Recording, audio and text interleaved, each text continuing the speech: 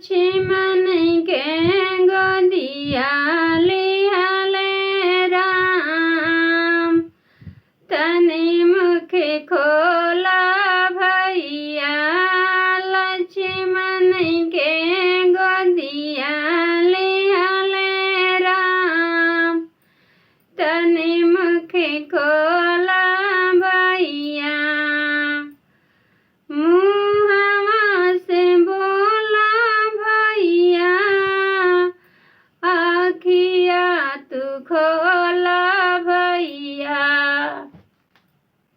मुहवा तू खोला भैया आखिया तू खोला भैया।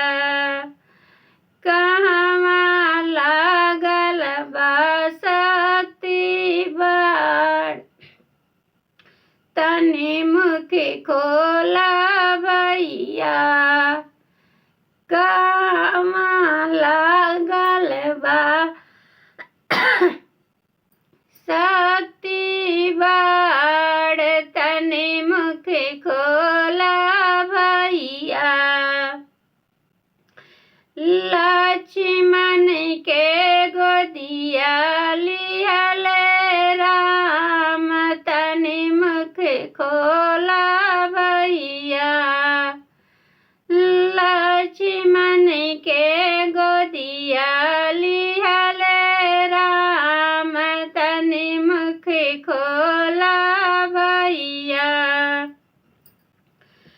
के कर मरनवा भइले के कर हरनवा भइले।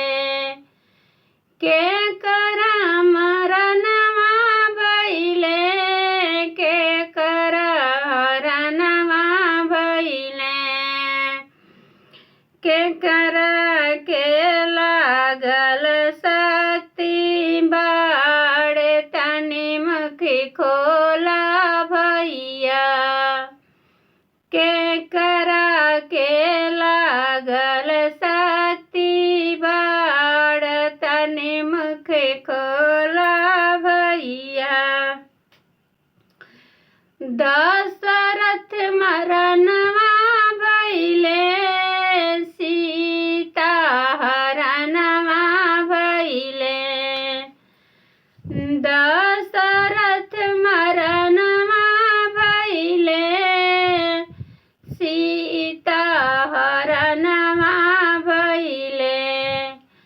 लक्ष्मण के लागल शक्ति बाड़ तनि मुख खोला भैया।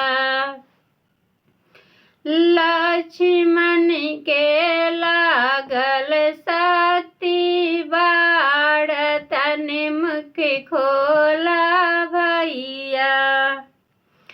लक्ष्मण के गोदिया लिहले राम। तनि मुख खोला भैया।